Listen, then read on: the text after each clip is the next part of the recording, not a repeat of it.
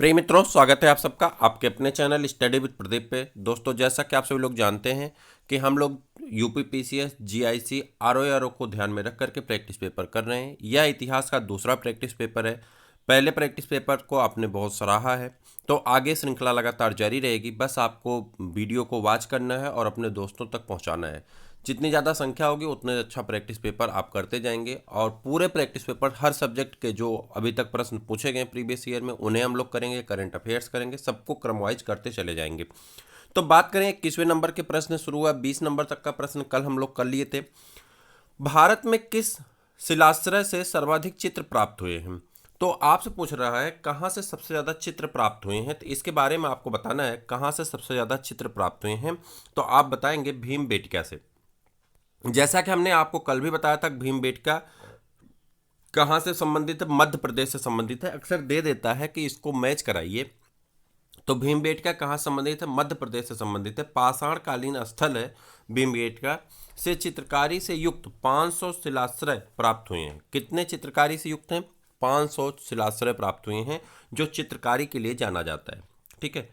निम्न में से कौन सा स्थल, प्रश्न अगला है आपका, निम्न में से कौन सा स्थल प्राग ऐतिहासिक चित्रकला के लिए प्रसिद्ध है? तो आपको बताना है प्राग ऐतिहासिक चित्रकला के लिए प्रसिद्ध है। देखिए, यूडीए में पूछा गया है, एलडीए में पूछा गया, यूपी पीसीएस मेंस में पूछा गया है, उत्तराखंड यूडीए में पूछा गया। प्रश्न कहीं ना कहीं बहुत इंपॉर्टेंट है, तो इसकी दृष्टि से आपको बताना है कहाँ से। तो ये है भीमबेटका। आप जब सीक्वेंस करते हैं, प्रैक्टिस पेपर करते हैं, तो आपको लगता है सारे प्रश्न एक ही जैसे हैं, लेकिन जब पेपर में आता है ना, तो यही प्रश्न आपके लिए कठिन हो जाता है। तो थोड़ा सा अगर गौर कर लेंगे, आधा घंटा डेली पे करते जाएंगे, तो आपके पेपर आने तक आप सारे प्रैक्टिस पेपर कर चुके होंगे और बहुत लाभ इससे मिलता है।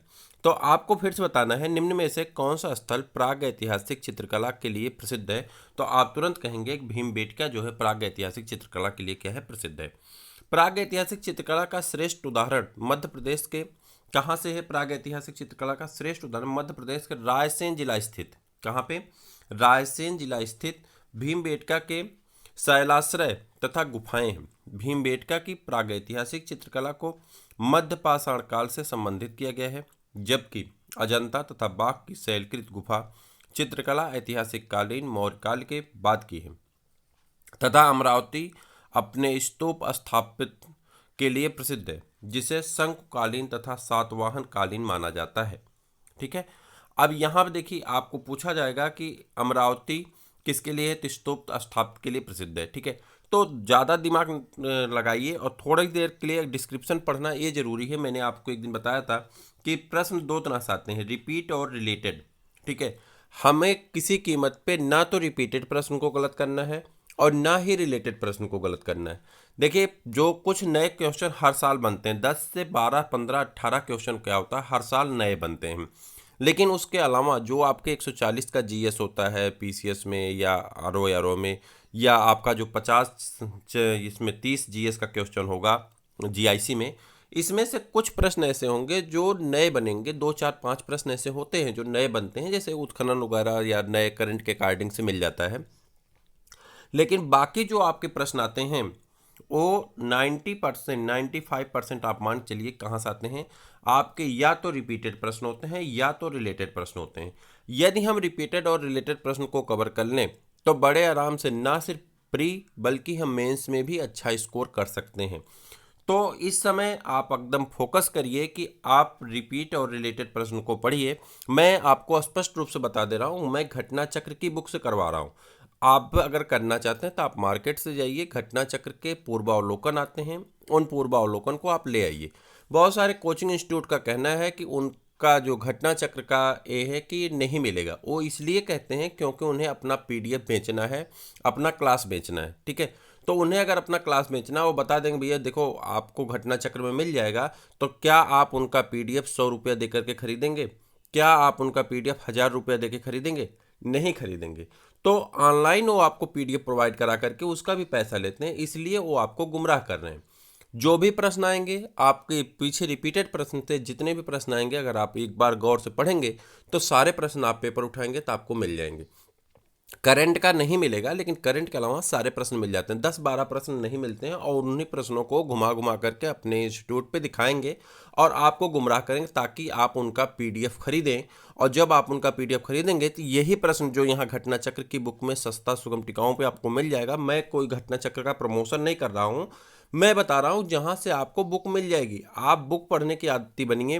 पीडीएफ पढ़ना अच्छी बात है, लेकिन उतना अच्छा नहीं है जितना बुक पढ़ना अच्छा है, ठीक है। तो ये चीज़ें आप आराम से ले सकते हैं मार्केट से, आप खुद से कर सकते हैं। बस हम आपके साथ चल रहे हैं, धीरे धीरे आपको बता रहे हैं, मैं आपको पढ़ा नहीं रहा हूँ, बस आपका रिवीजन करवा रहा हूँ, ठीक है। तो यहाँ पे चलिए अगले प्रश्न की तरफ बढ़ते हैं। अब बातचीत नहीं, बस क्वेश्चन आंसर करेंगे। तो यहाँ पर अगर बढ़ेंगे तो यहाँ पे भीमबेटका की गुफाएं कहाँ स्थित हैं। अभी ऊपर ही आया था भीमबेटका की गुफाएं कहाँ स्थित है, तो ऊपर ही आया था कि आपके रायसेन जिला में, मध्य प्रदेश के रायसेन जिला में। ऊपर वाले प्रश्न की व्याख्या देख रहे थे ना, अब्दुल्लागंज रायसेन, ठीक है। कहाँ पे है? अब्दुल्लागंज रायसेन मध्य प्रदेश में पड़ता, ठीक है। गैरिक बृहद्भांड पात्र ओसीपी का नामकरण हुआ है। गैरिक बृहद्भांड पात्र ओसीपी का नामकरण हुआ था किसके नाम से? हस्तिनापुर में। कहाँ पे नामकरण हुआ था? हस्तिनापुर में। आगे देखते हैं इसका। गंगा यमुना दोआब की सांस्कृतिक परंपरा संभवतः उस संस्कृति के साथ शुरू होती है जिसे अपने अत्यंत विशिष्ट बृहद्भांड के नमूनों के कारण गेरुवर्णी गैरिक बृहद्भांड संस्कृत गैरिक बृहद्भांड संस्कृत ओसीपी कहा जाता है। इसके साक्ष्य विशेषता हस्तिनापुर और अंतरंजी खेड़ा से प्राप्त होते हैं। तामाश्रम काल में महाराष्ट्र के लोग मृतकों को घर के फर्श के नीचे किस तरह रखकर दफनाते थे? ताम्राश्रम काल में महाराष्ट्र के लोग मृतकों को घर के फर्श के नीचे किस तरह रखकर दफनाते थे? आज भी वैसे शव को रखा जाता है उत्तर से दक्षिण की ओर, ठीक है, उत्तर से दक्षिण की ओर। सिर जो होता है वो उत्तर तरफ होता है और जो पैर होता है वो दक्षिण तरफ होता है। आज भी आप देखेंगे जब किसी व्यक्ति की मृत्यु हो जाती है तो उसका सिर उत्तर की दिशा में रख दिया जाता है और उसका पैर दक्षिण की दिशा में रख दिया जाता है और वहाँ पे कुछ आग वगैरह जला दी जाती हैं, जिससे जो होता है वो कंडा वगैरह जला दिया जाता है, थोड़ा सा धुआं होता है, जिससे क्या होता है कि वहाँ पे बैक्टीरिया वायरस आने की संभावना कम हो जाती है। इसका एक धार्मिक परंपरा तो है ये, लेकिन इसके साथ साथ एक वैज्ञानिक रीजन भी होता है। हो सकता है उस व्यक्ति की मौत किसी बैक्टीरिया के कारण हुई हो सकता है किसी वायरस के कारण हो। तो वहाँ पे धुआं लगा देने से क्या होता है कि थोड़ी सी साफ सफाई रहती है और वहाँ पे मस्त मच्छर ये सब जो होते हैं वो नहीं आते हैं। तो वो सब क्या करते हैं, कंडा सुलगा देते हैं, अगरबत्ती लगा देते हैं, जिससे क्या होता है कि बॉडी से बदबू जो निकलेगी वो नहीं फैलती है और डिजीज फैलने का चांस कम होता है और जल्द से जल्द शव को हटा दिया जाता है। तो वो लोग कैसे दफनाते थे महाराष्ट्र में, थोड़ा सा अगर आप दिमाग लगा करके टिक भी लगाएंगे तो भी आपका काम चल जाएगा। लाश को जो आज व्यक्ति मृत कर जाता है उसकी लाश को कैसे रखा जाता है? सिर उत्तर की दिशा में होता है और पैर दक्षिण की दिशा में होता है। इसी का डिस्क्रिप्शन हम लोग पढ़ने चल रहे हैं, ठीक है। महाराष्ट्र की ताम्रपाषाणकालीन संस्कृत जारवे संस्कृत के निवासा दायमाबाद, कौठे, चंदोली, इनाम गांव आदि पुरास्थलों में घरों में मृतकों की अस्थि कलश में रखकर उत्तर से दक्षिण स्थित घरों के फर्श में नीचे दफनाए जाने के साक्ष्य मिले हैं। कब्र में मिट्टी की हड्डियां और तांबे की कुछ वस्तुएं भी रखी जाती थी। जारवे संस्कृत की यह विशेषता नवपाषाणिक और बृहद पाषाणिक संस्कृतियों की अनुप्रमाणित प्रतीत होती। देखिए जारवे संस्कृति, यहाँ पे एक चीज याद रखिएगा, जारवे संस्कृति इसे ताम्र पाषाणीन कालीन संस्कृत कहते हैं, जिसे जारवे संस्कृत के नाम से भी जाना जाता है। जो मित्र यहाँ पे बीएड वाले होंगे, जैसे यूपी वाले होंगे, पेट की तैयारी करने वाले, वो मित्र ये जान लें कि उनसे ये नहीं पूछा जाएगा, उनसे ये पूछा जाएगा जारवे संस्कृत किससे संबंधित है, आप कहेंगे ताम्र पाषाणी संस्कृत को ही जारवे संस्कृत कहते हैं। क्लियर है? चलिए आगे बढ़ जाए। निम्नलिखित में से किस स्थल से मानव कंकाल के साथ कुत्ते का कंकाल भी सवादान से प्राप्त हुआ है? मानव का तो कंकाल मिला है, साथ में कुत्ते का भी कंकाल मिला है। ऐसा कहाँ हुआ है? ऐसा बुर्ज होम में हुआ। कहाँ पे हुआ है? बुर्ज होम में हुआ है। मानव के शव के साथ कुत्ते के भी कंकाल प्राप्त हुए हैं। लोअर पीसीएस में पूछा गया है। यूपी ट्रिपल एस सी अब लोअर पीसीएस का पेपर कराती है। आपको ग्रेजुएशन लेवल का पेट पास करना पड़ेगा, और जब पेट पास करेंगे तो आपको कानून गो, लोअर पीसीएस, लोअर 2, ये 3-4 प्रकार की ऐसी वैकेंसियां हैं जो यूपी ट्रिपल एस सी में स्नातक स्तर पे आपको प्रदान की जाती हैं। तो उसके लिए आपको करना होगा यूपी ट्रिपल एस सी का पेट पास करना होता है, जिसके लिए हम क्लास कुछ चला रहे हैं, कुछ क्लास आने, जैसे जीएस का प्रैक्टिस पेपर उसके लिए भी इंपॉर्टेंट है, तो आप यहाँ से पढ़ सकते हैं। ठीक है, तो जम्मू एवं कश्मीर में श्रीनगर के निकट उत्तर पश्चिम में स्थित बुर्ज होम से नवपाषाणिक अवस्था में मानव कंकाल के साथ कुत्ते का कंकाल भी स्वादान से प्राप्त हुआ है। गर्तावास, गड्ढा वाले घर भी यहाँ की प्रमुख विशेषता है। इस पुरास्थल की खोज 1935 में डी टेरा और पीटरसन ने की थी। निम्नलिखित में से किस स्थान पर मानव के साथ कुत्ते को दफनाए जाने का साक्ष्य मिला है? फिर से वही प्रश्न रिपीट हो रहा है। ठीक है, तो कहाँ पे होता है? ये उत्तराखंड पीसीएस में देखिए पूछ लिया गया, बुर्ज होम में। ठीक है, गर्त आवास के साक्ष्य कहाँ से प्राप्त हुए हैं? गर्त आवास, फिर वही प्रश्न ऊपर से, गर्त आवास कहाँ से? बुर्ज होम से। ठीक है, इस तरह से प्रश्न रिपीट होते हैं आपके। अब अगला है, भारतीय पुरातत्व सर्वेक्षण निम्नलिखित विभागों मंत्रालयों में से किसका संकलन कार्यालय है? भारतीय पुरातत्व सर्वेक्षण विभाग जो है किसके अंतर्गत कार्य करता है? तो संस्कृत विभाग के अंतर्गत कार्य करता है। किसके अंतर्गत कार्य करता है? संस्कृत विभाग के अंतर्गत कार्य करता है। भारतीय पुरातत्व सर्वेक्षण संस्कृत मंत्रालय के अधीन एक विभाग है। भारत में सर्वाधिक 1861 में अलेक्जेंडर कनिंघम को पुरातत्व सर्वेक्षक के रूप में नियुक्त किया गया था।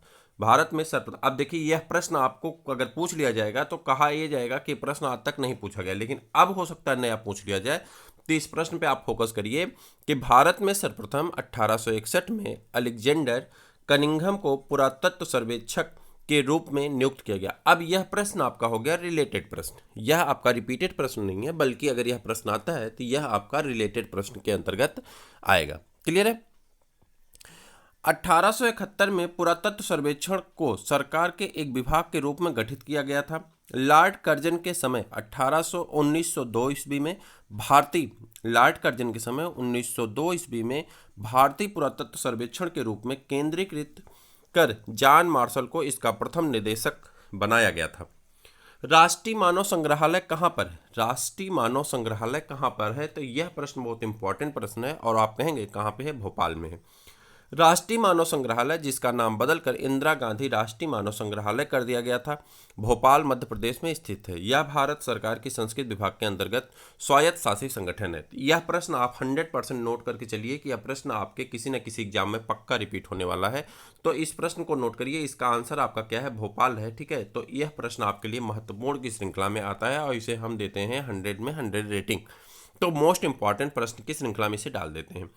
हमारा चैप्टर चेंज हो गया है, लेकिन श्रृंखला चल रही, चूंकि यहाँ पर हम चैप्टर वाइज नहीं कर रहे हैं, श्रृंखला वाइज कर रहे हैं, तो इसलिए चैप्टर चेंज हो गया। प्रश्न फिर आ गया नंबर 1 सिंधु सभ्यता से। ठीक है, तो देखते हैं। मानव समाज विलक्षण है। मानव समाज विलक्षण है क्योंकि वह मुख्यतः आश्रित होता है। मानव समाज विलक्षण है और वह मुख्यतः आश्रित होता है। किस पे आश्रित होता है? अपनी संस्कृत पर आश्रित होता है। किस पर आश्रित होता है? अपनी संस्कृत पर आश्रित होता है। मानव समाज अपनी विशिष्ट सांस्कृतिक स्थिति के कारण विलक्षण होता है।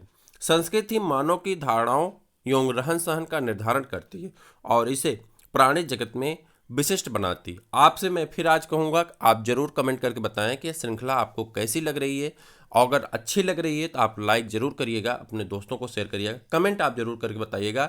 अगर आप इस श्रृंखला से जुड़ना चाहते हैं तो नीचे डिस्क्रिप्शन में नंबर दिया गया है, जिसका नंबर है, आप कहेंगे 8004109989। इस पे आप व्हाट्सअप करके या आप जो है कॉल करके जानकारी प्राप्त कर सकते हैं। कॉल आप 5 बजे के बाद शाम को करेंगे तो उसके बाद आपकी कॉल आराम से रिसीव हो जाती है। चूँकि डे के टाइम हम कोचिंग या क्लास में होते हैं तो आपकी कॉल रिसीव नहीं हो पाती। ठीक है, तो यहाँ पे आए। हड़प्पा निम्नलिखित में से किस सभ्यता से संबद्ध है? हड़प्पा निम्नलिखित में से किस सभ्यता से संबद्ध है, आपको ये बताना है, और आप इसको तो अच्छी तरह से जानते हैं। सिंधु घाटी सभ्यता से। किससे संबंधित है? सिंधु घाटी की सभ्यता से।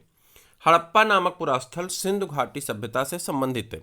इस सभ्यता का प्रथम पुरातात्विक प्रमाण हड़प्पा से प्राप्त होने के कारण सिंधु सभ्यता को हड़प्पा सभ्यता के नाम से भी जाना जाता है।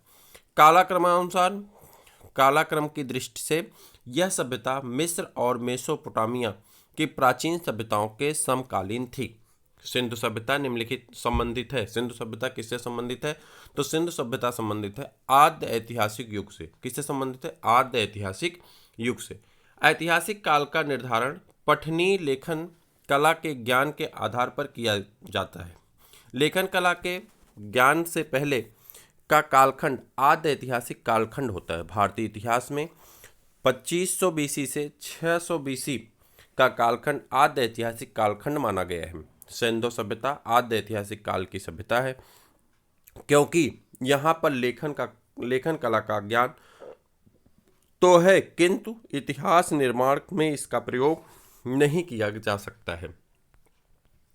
सिंधु घाटी की सभ्यता गैर आर्य थी क्योंकि सिंधु घाटी की सभ्यता गैर आर्य थी क्योंकि, तो आपको बताना है क्यों ऐसा हुआ था। वह नगरी सभ्यता थी।